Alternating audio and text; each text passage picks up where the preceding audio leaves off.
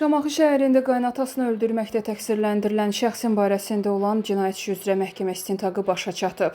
Sumqayıt Ağır Cinayətlər Məhkəməsində qəsdən adam öldürməkdə ittiham olunan Teymur Əliyevə hökm oxunub və o 9 il müddətinə azadlıqdan məhrum edilib.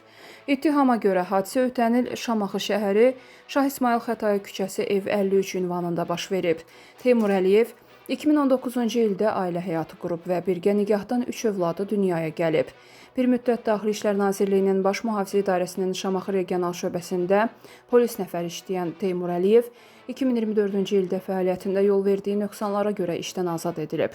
Bundan sonra özünə iş tapa bilmədiyi üçün onun ailəsində narazılıqlar yaranıb. 2025-ci ildə Teymurun həyat yoldaşı küsərək uşaqlarını da götürüb atasının evinə gedib. Teymur Əliyev dəfələrlə barışmağa cəhd etsə də qaynatası Elşən Quliyev buna etirazını bildirib və ondan qızından boşanmasını istəyib. Hadisə günü isə Teymur Əliyev küçədə hərəkət edərkən azyaşlı uşağı onu görüb və qucağına gəlib. Həmin vaxt küçədə sərxoş vəziyyətdə olan Elşən Əliyev Teymuru söyərək ondan uşağı buraxmasını istəyib. Teymur Əliyev isə uşağı götürərək öz evinə gəlib. Bir müddətdən sonra Elşən Quliyev onun yaşadığı küçəyə gələrək yenidən Teymuru söyməyə başlayıb. Teymur bu zaman evdən götürdüyü bıçaqla ona 2 zərbə endirərək qətlə yetirib. Teymur Əliyev könüllü şəkildə polisə təslim olub. Sevgilisindən şantaj yolu ilə 1 milyon manata yaxın pul tələb etməkdə ittiham olunan tiktoker Aybəniz Xəlilovanın cinayət işi üzrə məhkəmə istintaqı başa çatıb.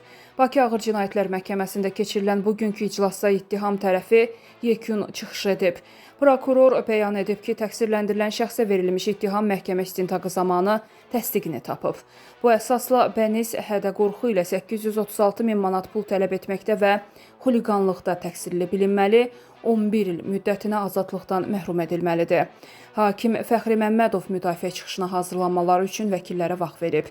Qeyd edək ki, Bəniz 2024-cü ilin sonunda qeyri-rəsmi münasibətdə olduğu biznesmen sevgilisi Xalid Kərimovun polisə şikayəti əsasında cinayət məsuliyyətinə cəlb edilib. TikToker əvvəl ev dustaqlığına buraxılsa da, sonradan ittihamın ağırlaşdırılması və zərər çəkmişin israrı ilə barəsində həbs qəti imkan tədbiri seçilib. Lakin məhkəmə dövründə Xalid Kərimov mövqeyini dəyişərək Bənizə qarşı şikayətinə girə götürdüyünü açıqlayıb. Əvvəllər hüquq mühafizə orqanlarının rəhbərlərinə müraciət edərək kömək istəyən zərər çəkmiş, sonradan dəfələrlə keçmiş sevgilisinin ev dustaqlığına buraxılmasını xahiş edib.